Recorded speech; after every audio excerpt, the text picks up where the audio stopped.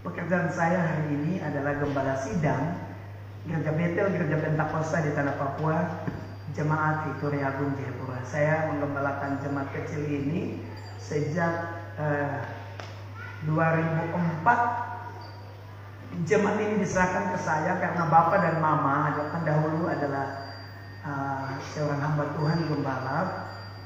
Kita lahir dari pergerakan api Pentakosta dari Jonathan Itahar sampai dengan hari ini kita ada di tempat ini. Bapak Ibu Saudara sekalian, padahal opa saya adalah salah satu penginjil dari gereja Kristen Injili di Tanah Papua. Tapi Tuhan panggil Bapak dan Mama menjadi seorang hamba Tuhan dan mereka melayani sampai Tuhan panggil. Kemudian saya punya 9 orang kakak atau 8 orang kakak. Mereka rata-rata juga gembala-gembala sidang karena kelapa pasti berbuah kelapa. Tidak seperti lagunya Guru Kesolima, buah semangka berdaun sirih. Yang pasti doa orang tua dijawab oleh Tuhan. Jadi kami 3 orang atau 4 menjadi hamba Tuhan dan menggembalakan. Ada di Sorong, di Serui, di Jayapura, dan saya juga di kota Jayapura. Puji Tuhan, terima kasih untuk Mama dan Bapak mengizinkan saya di tempat ini. Dari pagi saya di kota sama Bapak Pendeta Timotius David, titip salam untuk Pastor Yudi dan Ibu. Saya bilang, saya juga tanya sama saudara saya, Pak Yosia, saya bilang besok saya mau ibadah. Oh iya, udah nanti di gereja kita aja. Malam dia datang, Bapak Gembala undang, saya bilang, wow, puji Tuhan. Tuhan itu baik, kita satu channel, kita satu roh. Karena itu saya percaya di tempat ini tidak ada yang kebetulan. Amin saudara, puji Tuhan. Tuhan anugerahkan saya 3 orang anak. Dan Tuhan kasih saya hanya 1 orang istri, dan saya tidak pernah ingin tambah-tambah lagi. Karena undang-undang itu sudah ditetapkan, ya sudah begitu aja. Jadi saya punya 1 orang istri, 3 orang anak. Kebetulan saya ada di Kota Waisai ini sejak hari Rabu ya. Iya, hari Rabu dalam rangka musyawarah daerah kedua alumni Fakultas Hukum Universitas Cendrawasih, sekaligus kita temu kangen sekaligus reuni akbar. Saya dulu tidak pernah bermimpi jadi pendeta. Saya wisuda tahun 97 menjadi seorang sarjana hukum dari Fakultas Hukum. Kemudian saya bekerja sebagai seorang pengacara sampai dengan tahun 97. Ya, saya tidak tahu gimana Tuhan tangkap saya, bawa kembali saya, dan Mama siapkan saya sebagai seorang hamba Tuhan. Saya saat ini sedang menyelesaikan studi strata 2 pada Sekolah Tinggi Teologi Seternil di Batam. Karena itu hari ini saya 100% full melayani Tuhan. Puji Tuhan. Saya besok atau sebentar jam 2 saya akan kembali ke Kota Sorong, dan besok saya akan kembali ke Kota Jayapura.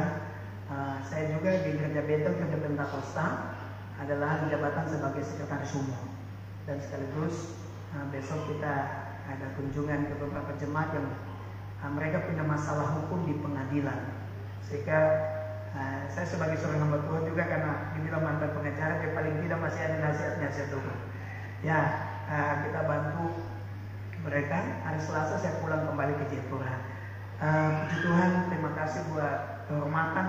Hari ini saya ada di tempat ini menyampaikan firman. Puji Tuhan, Bapak Ibu Saudara, saya ingin membagikan satu firman Tuhan dari dalam kitab Markus pasalnya yang kelima. Injil Markus pasalnya yang kelima ayat 37. Injil Markus pasal 5. Sebenarnya ini pembacaannya panjang, tetapi saya mau fokus di ayatnya yang ke-37.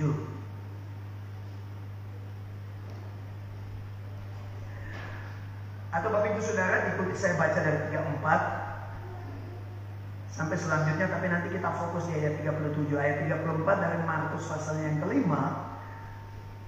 Alkitab berkata demikian, ketika Yesus masih berbicara, datanglah orang dari keluarga kepala rumah ibadat itu dan berkata, anakmu sudah mati. Apa perlunya lagi engkau menyusah-nyusahkan guru? Tetapi Yesus tidak menghiraukan perkataan mereka dan berkata kepada kepala rumah ibadat, jangan takut, percaya saja. 37. Lalu Yesus tidak memperbolehkan seorang pun ikut serta kecuali Petrus, Yakobus dan Yohanes, saudara Yakobus. Mereka tiba di rumah kepala rumah ibadat, dan di sana dilihatnya orang-orang ribut menangis dan meratap dengan suara nyaring. 39. Sesudah ia masuk, ia berkata kepada orang-orang itu, mengapa kamu ribut dan menangis? Anak ini tidak mati tetapi tidur. 40. Tetapi mereka menertawakan dia, maka diusirnyalah semua orang itu, lalu dibawanya ayah dan ibu anak itu, dan mereka bersama-sama dengan dia masuk ke kamar anak itu. Lalu dipegangnya tangan anak itu, katanya talitaku, yang berarti hai anak, aku berkata kepadamu, bangunlah. Seketika itu juga anak itu bangkit berdiri dan berjalan, sebab umurnya sudah 12 tahun. Semua orang yang hadir sangat takjub. Dengan sangat ia berpesan kepada mereka supaya jangan seorang pun mengetahui mengetahui hal itu. Lalu ia menyuruh mereka memberi anak itu makan. Nah, Bapak Ibu, saudara sekalian, saya kasih tema khotbah pagi hari ini, yaitu hidup di dalam ring satu. Hidup di dalam ring satu. Bapak Ibu saudara, kalau pernah saudara tahu Bapak Presiden datang ke tempat ini, di dalam protokoler kepresidenan itu ada 4 sampai 5 pengamanan. Ring 1 itu orang-orang yang sangat terlatih. Ring 2 itu radiusnya 10 meter. Ring 3 20 meter. Ring 4 100 meter. Ring 5 di atas gunung-gunung mereka pantau. Dan jangan bikin gerakan-gerakan tambahan. Saudara bisa dicurigai teroris atau penyerang dan lain-lain. Jadi orang-orang yang ada di ring 1 itu orang-orang yang khusus mengawal daripada Bapak Presiden. Nah, Bapak Ibu Saudara, dalam kisah ini saya tidak cerita tentang anak gadis Yairus yang sakit mati dan Tuhan membangkitkan dia. Saya juga tidak bercerita tentang seorang yang sakit pendarahan lalu dia menjabak ujung jubah daripada jubah Yesus lalu dia sembuh. Tetapi saya tertarik dengan ayatnya yang ke-37. Lalu Yesus tidak memperbolehkan seorang pun ikut serta kecuali Petrus, Yakobus, dan Yohanes, saudara Yakobus. Jadi begini, waktu Yairus datang bertemu dengan Yesus, Yairus bilang begini, Guru, kalau bisa sebentar mampir di rumah saya, anak saya sakit keras. Kemudian Yesus bilang, oke, nanti sebentar setelah selesai pelayanan, saya mampir di rumah. Pak Pendeta Alkitab bilang dia kepala rumah ibadah. Waktu dalam perjalanan mereka sebelum tiba di rumahnya, ada sanak famili dari Pak Yairus datang sampaikan begini, Yairus, anakmu sudah mati. Jadi kemungkinan tidak perlu Yesus lagi untuk menyembuhkan. Sebab tidak mungkin seorang yang sudah mati itu bisa bangkit kembali. Kepercayaan-kepercayaan ini dipengaruhi oleh kepercayaan Yunani. Tidak mungkin orang bisa mati lalu tidak mungkin orang mati lalu bangkit kembali. Sehingga orang-orang itu termasuk murid-murid, mereka tidak percaya bahwa orang mati bisa dibangkitkan. Sehingga tadi pembacaan kita mereka menertawakan Yesus. Nah, Bapak Ibu Saudara, tetapi Yesus bilang tidak, kita akan pergi dan saya akan layani dia. Dan waktu Alkitab katakan mereka masuk ke dalam rumah Yairus, saudara perhatikan, Yesus hanya mengajak 3 murid, yaitu Petrus, Yakobus, dan Yohanes. Saudara perhatikan, Petrus, Yakobus, dan Yohanes. Saya mau tanya Bapak Ibu Saudara, murid Yesus ada berapa orang? 12, oke. Kalau 3 yang diajak, yang 9 kemana? Mereka ada di luar. Mereka tidak masuk ke dalam. Tuhan Yesus hanya mengizinkan 3 orang ini masuk dan melihat anak Yairus itu dibangkitkan. Saudara, ternyata bukan hanya peristiwa ini saja. Yesus mengizinkan 3 orang ini. Dalam catatan yang lain, dalam Markus pasal 5, Markus pasal 9, ayat 14, waktu Yesus mengusir roh jahat dari seorang anak yang bisu, saudara perhatikan, hanya 3 orang ini, yaitu Petrus, Yakobus, dan Yohanes. Saya mulai menganalisa kenapa 3 orang ini saja yang ada waktu Yesus melakukan mujizat.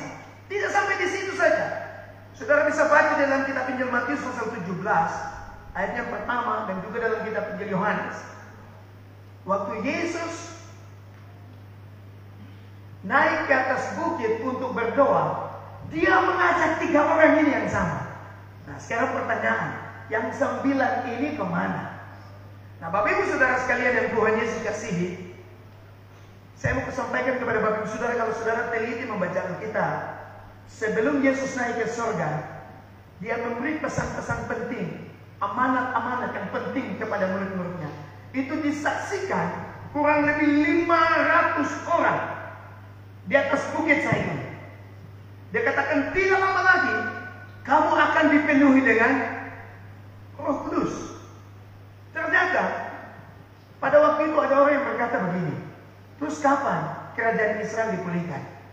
Pertanyaan ini saudara, kalau sekarang orang bilang orang-orang politik, kalau ada mungkin terjadi hari ini, lalu itu Pak Itua satu dari Raja Ampat, nanti divisi baru Bapak kapan Papua merdeka kan? Kira-kira seperti begitu. Tadi SD jawab, pokoknya kau tak usah tahu itu. Yang penting kalau Roh Kudus turun ke atas kamu, kamu akan menjadi saksi itu. Amin saudara. Di Yerusalem, Yudea, Samaria, sampai ke ujung bumi. Pertanyaan itu secara langsung tidak dijawab. Tetapi Yesus berkata kepada mereka, di antara 500-an orang itu, ternyata hanya butuh 10 hari Roh Kudus dicurahkan. Siapa sangka 2000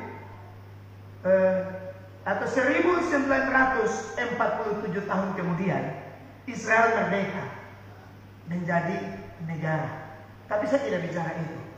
Waktu orang-orang itu datang kepada Yesus, saya tahu ya, tidak semua orang punya motivasi datang mencari Tuhan. Ada yang datang dengan tujuan politik, ada yang datang tujuan hanya untuk diberkati, mungkin pekerjaannya lancar, hanya datang cari Tuhan supaya dilihat itu ya seperti orang hebat. Nah, itu bisa dilihat indikasinya dari pertanyaan-pertanyaan ini berbicara tentang doa. Tuhan, kapan usaha saya maju? Kapan saya naik pangkat? Kapan saya dapat ini? Kapan saya dapat itu? Tetapi dia tidak fokus menantikan janji Bapa. Ada 500 orang di ring 4. Mereka diberikan janji bahwa akan ada pencurahan roh yang besar-besaran terjadi. Ternyata tidak butuh tahun, tidak butuh bulan, hanya butuh 10 hari Roh Kudus dicurahkan. Tapi Bapak Ibu Saudara lihat, waktu peristiwa pencurahan Roh Kudus, berapa orang yang menerima Roh Kudus? 120 murid. Jadi pertanyaan, 380 ini kemana? Saya tidak tahu. 500 yang mendengar janji, tetapi yang setia sampai ke 40 hari waktu pencurahan, sisa 120. Bapak Ibu Saudara, tetapi sampai dengan mereka yang diutus itu hanya 12. Dan yang melihat mujizat Tuhan terjadi itu hanya 3 orang. Artinya begini, di ring 4 itu ada 500 orang yang mendengarkan firman Tuhan, datang dengan motivasi yang tidak tahu. Mereka punya banyak motivasi. Yang menerima Roh Kudus waktu pencurahan ada 120 murid. Kemudian yang mengikut Yesus, artinya bicara tentang kesetiaan, itu ada 12. Ini mereka ada di ring 2. Tetapi yang melihat mujizat Tuhan ada di ring 1. Mereka adalah Petrus, Yakobus, dan Yohanes. Amin saudara. Bapak Ibu Saudara, waktu mereka masuk, mereka inilah yang memberi kesaksian kepada teman-teman mereka bahwa Yesus membawa tangan anak itu, bangunlah dan berjalanlah. Saya mau katakan kepada Bapak Ibu Saudara begini, kalau cuma jadi follower, kita tidak melihat mujizat. Tapi mari kita ada di ring 1, sebagaimana Petrus, Yakobus, dan Yohanes. Kita bukan saja menjadi murid, kita bukan saja menjadi yang diutus, tapi kita melihat mujizat Tuhan terjadi. Amin saudara, kita berikan tepukan tangan yang meriah bagi Tuhan. Ada 2 hal indah yang saya mau bagi hari ini. Yang pertama, mengapa Petrus, Yohanes, dan Yakobus ada di ring 1 dan Tuhan izinkan mereka melihat mujizat Tuhan. Injil Matius pasal 22 ayat 14 Yesus berkata begini, sebab banyak yang dipanggil, tetapi sedikit yang dipilih. Saudara, hal yang pertama, kita harus punya antusias untuk mau diajar dan dibentuk oleh Tuhan. Amin saudara. Bolehlah saudara mulai datang pertama kali karena termotivasi dengan lain. Tetapi waktu saudara mengenal Yesus, saudara harus punya antusias datang mencari Tuhan. Amin saudara. Saya tahu banyak anak-anak muda yang datang ke gereja pertama-tama karena dia ada, saya lihat dia pastor itu, saya mau pingin dia gereja di mana ya? Tiap minggu kita ketemu. Ayo kok titip salam bilangnya kasih dia pun nomor WA kah? Supaya saya bisa, ya. Saya kemarin layani satu bapak dan ibu, mama istrinya datang lapor. Kok tolong lihat Pak itu, kenapa? Saya lihat dia di Facebook ini, dia tidak pernah komen orang lain, tapi hanya ada satu. Tiap hari dia komen terus. Lama-lama komen itu menjadi kenyataan. Sama itu indikasi.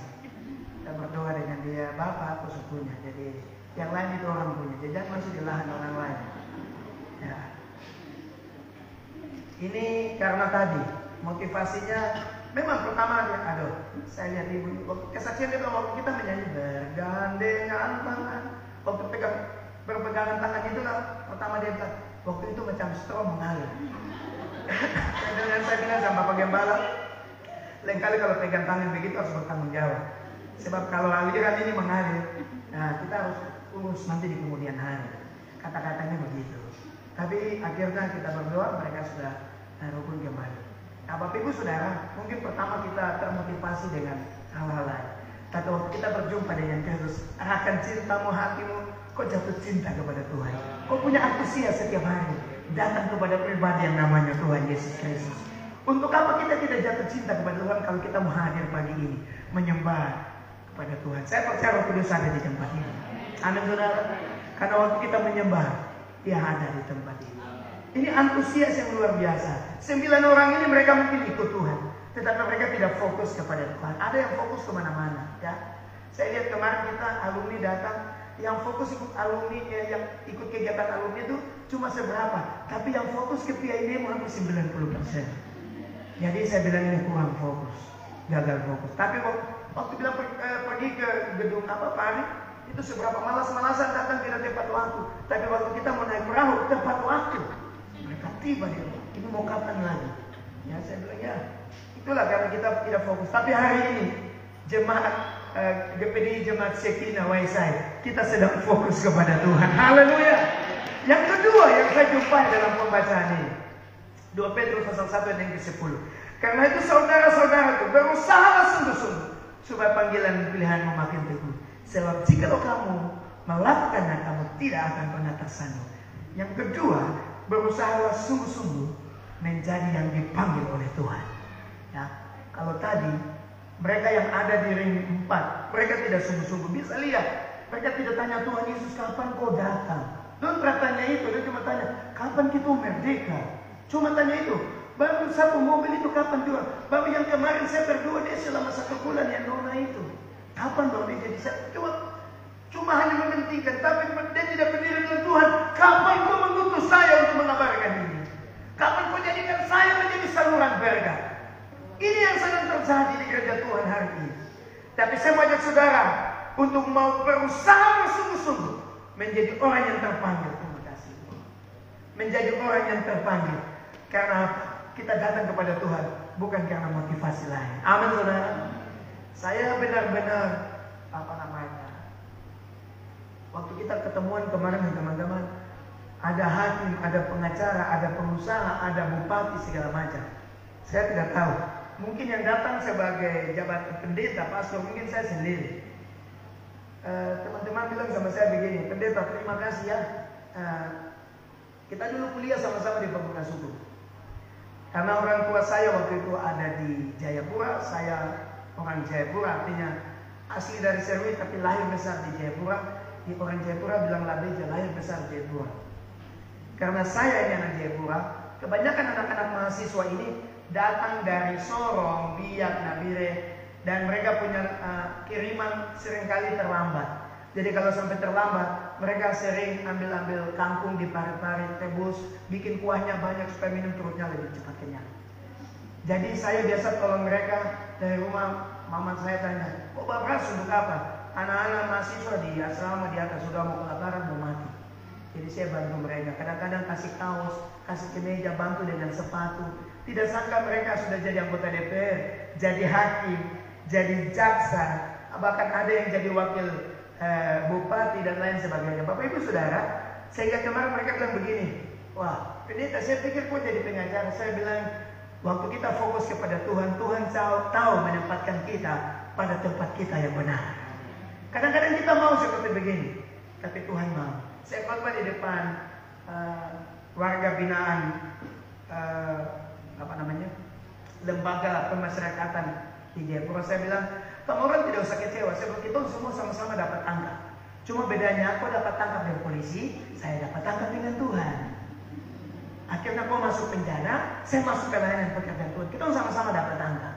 Jadi ya senang kita sama-sama nikmati. Jadi pendeta tidak enak. Kalau tidak percaya tanya Bapak dan Mama Gembala di tempat ini. Enak sekali. Tapi itulah komitmen orang yang mau serius fokus kepada Tuhan. Amin saudara. Ada banyak tantangan. Saya harus berdoa setiap hari. Saya harus jaga hidup saya. Kalau mau jadi pendeta cuma sekedar bicara banyak orang. Tapi setia dan jaga hidup itu tidak semua orang. Hanya yang mau beri hidupnya kepada Tuhan dengan sungguh-sungguh. Bapak Ibu Saudara, saya pikir Bapak Gembala kalian juga tidak pernah tidur dan bermimpi jadi gembala. Saya dengar cerita dari Bapak Mama. Yang pertama tidak mengenal Yesus, tapi Tuhan tangkap. Ini hal yang luar biasa saudara. Siapa yang pernah bermimpi nanti menjadi seorang anak Tuhan? Tidak. Tapi kalau Tuhan memilih kita, itulah mujizat dalam hidup kita. Mari kita kasih tepuk tangan yang meriah bagi Tuhan. Artinya Tuhan tidak salah memilih kita. Alkitab bilang bukan kamu yang memilih aku, tetapi akulah yang memilih kamu. Kami tahu hari ini kau ada saat ini, tetap tenang sebab Tuhan punya rencana yang besar dalam hidupmu. Saya tidak pernah ingin jadi gembala sidang. Saya tidak pernah mimpi di siang bolong pun tidak. Tetapi karena Tuhan perlukan saya dalam pelayanan, Dia panggil saya. Saya harus tinggalkan pelayanan saya sebagai seorang pengacara praktek. Saya harus tinggalkan saya sebagai pekerjaan saya juga sebagai seorang seniman. Kalau pernah dengar lagunya Ade Afi, ya itu itu saya tulis tahun 1996. Kemudian kalau dengar lagu Ajariku Berterima Kasih. Kemudian lagu yang tadi kita nyanyi itu Heng Samuel kita translate ke dalam bahasa baik. Wow wow gumantone, Yesus dombe-dombe, surga katin rising. Itulah Tuhan panggil saya di situ untuk melayani. Sebab orang Papua kalau khotbah dong tutup telinga. Tapi kalau khotbah melalui lagu dong bisa putar lagu satu hari itu 10 kali. Kalau dulu masih ada pita kasar mungkin pita sutalingkan. Nah, itu metode untuk menangkap orang Papua. Saya lihat ya, di Papua ini tantangan buat kami orang-orang Papua.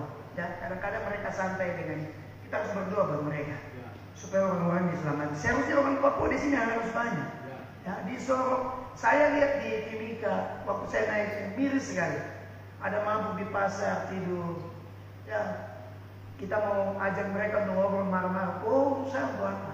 Sampai ada cerita bilang satu bapak dia pulang malam mabuk tidur di dalam got. Lo kasih bangun dia pulang ini hari Minggu pagi.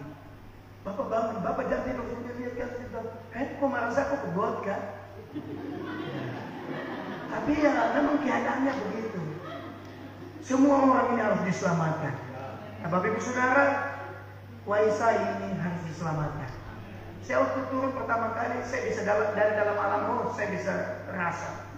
Ya, kita harus berdoa buat kota ini dan tanggung jawab itu ada di tangan Bapak Ibu Saudara sekalian. Gereja ini harus menjadi api di kota Waisai ini. Dan di tempat ini Tuhan sedang pakai gembala kalian dan hamba-hamba Tuhan para pekerja akan menangkan kota ini. Amin saudara. Tidak kebetulan kita ada di tempat ini. Ya tinggalkan kampung dari Toraja, Manado, Jawa. Memangnya di sana tidak ada makanan kan? Tapi kalau saudara bisa ada di tempat ini itu karena Tuhan. Amin saudara. Saya pernah layani di Nabire. Saya dengar bupati itu tidak suka dengan orang-orang Serui seperti saya begini. Kamu orang datang untuk apa? Pulang ke Serui sana. Nah, begitu juga di kota Jayapura. Saya bilang Bapak, kalau kita kumpul ikan satu Serui dan satu Nabire, Serui punya ikan lebih banyak. Kita kumpul singkong di sana lebih banyak dari singkong di Nabire. Kita datang ke sini bukan cari makan, tapi karena panggilan Injil kita ada di tempat ini. Amin saudara. Itu yang terjadi. Yang orang berkata, orang-orang dari luar datang bikin apa? Tapi Tuhan bawa mereka untuk jadi saluran bagi kami di Papua. Saya percaya tidak salah Tuhan pilih saudara ada di tempat ini. GPDI Sekina Waisai akan menjadi saluran berkah bagi kota ini. Saya percaya setelah next bupati yang ini kita punya tanggung jawab, kita berdoa supaya ada satu orang anak Tuhan yang Tuhan pilih dan kita akan menjadi penyokong supaya tempat ini diberkati oleh Tuhan. Dan saya percaya promotornya ada di tempat ini. Artinya pendoa, penggerak semua ada di tempat ini. Tuhan tidak pernah keliru kalau hamba-hamba Tuhan ada di kota Waisai ini. Karena itu Bapak Ibu Saudara, seperti yang saya sampaikan hari ini, tetap ada dalam panggilan dan pilihanmu, tetap fokus kepada Tuhan. Ikut Tuhan, tetap fokus kepada Tuhan. Jangan lihat kiri kanan. Jangan pernah berkecil hati Tuhan, tapi saya kenapa sampai hari ini sudah bertanggung jawab? Tenang. Sebab waktu Tuhan pasti yang terbaik. Dia sanggup mengubah yang tidak mungkin menjadi mungkin. Apa yang tidak kita pikirkan, itulah yang Dia sediakan. Bapak Ibu Saudara, sebelum saya mengakhiri khotbah saya mempersaksi 5 menit saja. Saya tidak sekolah menjadi seorang sarjana hukum, tidak sempat laksanakan tugas saya sebagai seorang hukum. Ya, saya harus tinggalkan pekerjaan saya sebagai seorang pengacara dan jadi seorang hamba Tuhan. Kemudian mama saya bilang begini, kau lihat gedung yang lama, karena kita punya gereja yang lama itu sudah dibangun sejak tahun 63.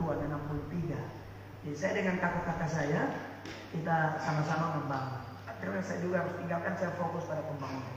Waktu kita bangun, orang-orang bilang begini, kau punya keahlian apa? Tidak bisa kau bangun.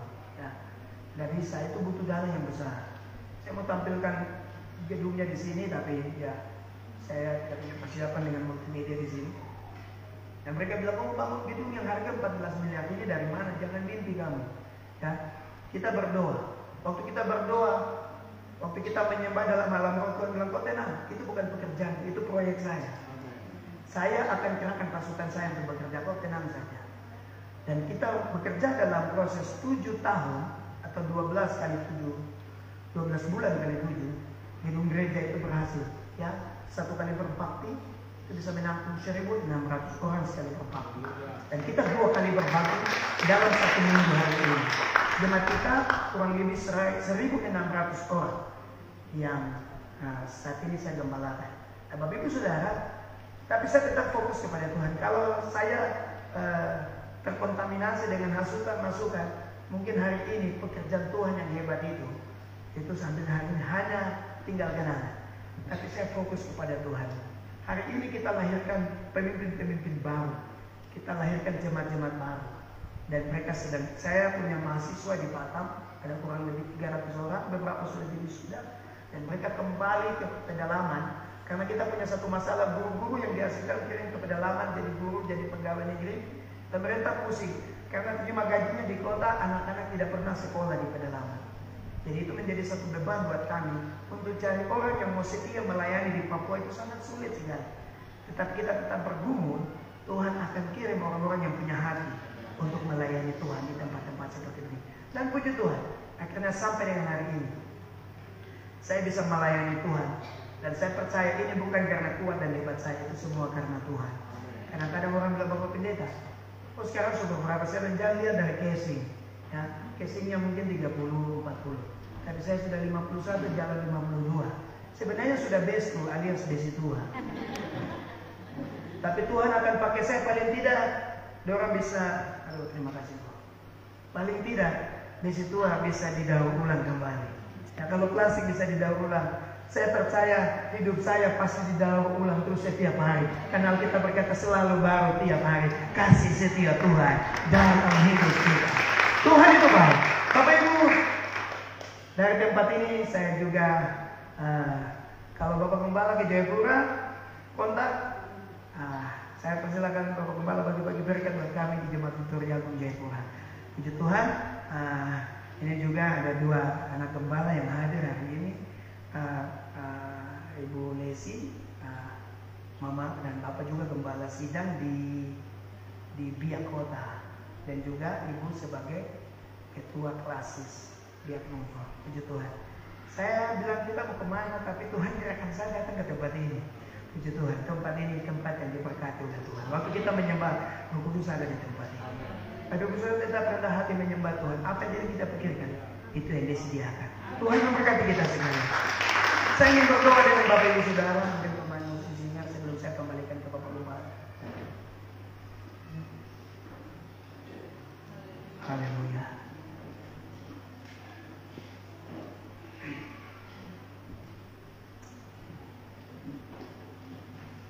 Saudara fokus kepada Kristus. Dia adalah sumber daripada hidup. Hari ini mungkin engkau belum melihat apa yang kau idamkan, tapi ketahuilah bahwa Tuhan sedang merancangkan rancangan Tuhan. Tetap setia, tetap fokus kepada Tuhan. Bagi Tuhan tak ada yang mustahil. Bagi Tuhan tak ada yang tak mungkin. Mujizatnya disediakan bagiku. Ku dirahmat dan dipulihkannya. Bagi Tuhan tak ada yang mustahil. Kami imani janji-Mu bahwa bersama dengan Engkau tidak ada yang mustahil. Hari ini kami berikan kasih setia-Mu terjadi dalam hidup kami. Disediakan bagiku, ku diangkat dan dipulihkannya. Ku nyanyi Hosana. Mari angkat tangan saudara, saja pun kita bangkit berdiri. Bagi Raja yang duduk di tahta, aku muliakan dan ku akui, Kau layak disembah,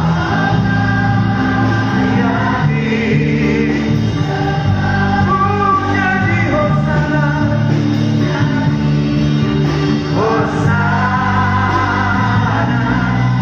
bagi Raja yang duduk di tahta. Aku muliakan dan ku akui, Kau layak disembah, yakin Kau layak disembah, Kau layak, Kau layak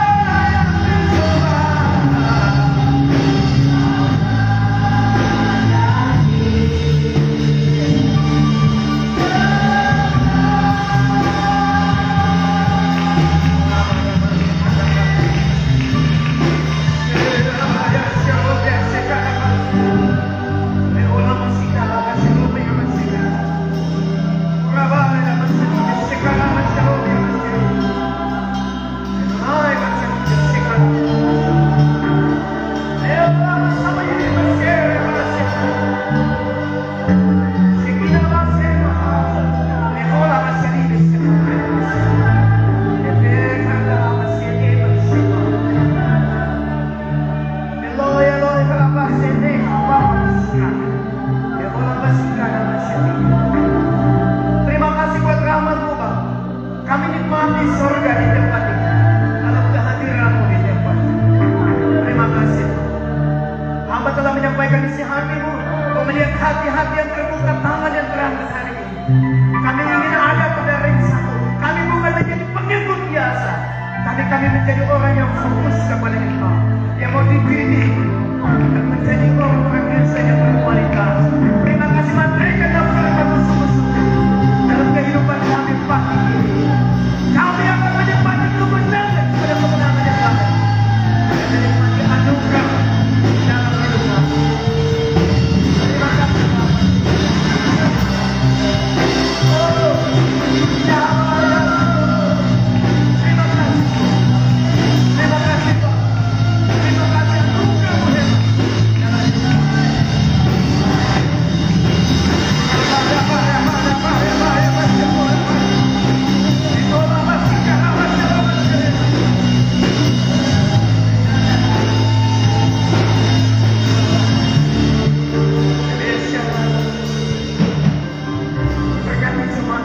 Jadikan mereka perwira dan perkasa. Mereka mau menjadi api-api baru bagi kota ini, bagi kabupaten Raja Ampat. Gembala sidang di tempat ini, Pastor Yudi Abdul, Tuhan pakai dengan heran suami istri, pengerja, dalam gereja Pentakosta di Indonesia, Jemaat Sikina, Kota Waisan. Kami percayakan Tuhan Engkau ada di tempat ini bersama dengan jemaat. Engkau akan memimpin gereja ini, jemaat ini untuk memberkati Papua melalui Kota Waisan. Tuhan, terima kasih. Kami berdoa buat semua pengerjaan yang setia melayani Tuhan, pakai dengan heran, dengan luar biasa. Dan biarlah rahmat dan anugerah kasih Tuhan bersama. Berdoa seluruh anggota jemaat, semua rakyat-rakyat, kepala-kepala rakyat, koordinator-koordinator, wanita, pria, remaja, musik, semuanya dalam tangan. Penari bender, rebana, singer, choir, kepala media, penyambut tamu, asar, semuanya ke dalam tangan. Para pendoa, Tuhan memberkati. Kami percaya apa yang kami lakukan di tempat ini bukan karena apa yang kami terima, tapi kami karena bangga memiliki Allah yang hebat seperti Engkau. Terima kasih Tuhan, terima kasih. Biarlah Engkau tidak berhenti berbicara pagi ini. Kami pulang dari tempat ini, Roh Kudus terus berkhotbah dalam hidup kami. Kami menikmati kasih dan anugerah. Oh, nama-Mu dipermuliakan. Terima kasih Bapa. Kuduskan tempat ini, mimbar ini, setiap main-main di tempat ini. Waktu nama-Mu diperdengarkan, orang dilepaskan, orang bersuka cita karena Engkau. Terima kasih Bapa. Tutup bungkusin kami sekalian. Dan darah kerapian darah doa, darah yang mensucikan dan menguduskan. Terima kasih Bapa, kami mengakhiri bagian firman-Mu hanya di dalam nama Yesus Kristus yang adalah Tuhan dan Juru Selamat kami. Haleluya, sama-sama yang percaya kita katakan amin. Saya kembalikan.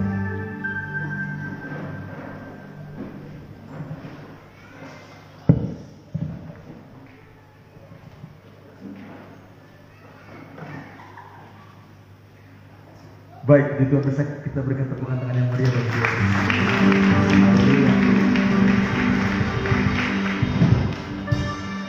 Saya biasanya selesai khotbah menjelang jam 11. Lalu kemudian doa syafaat, langsung doa berkat. Ini masih setengah 11. Untung ibadah ulang kan? Gimana apa itu? Baik, saya diberkati nih kesempatan ibadah ini dari puji-pujian.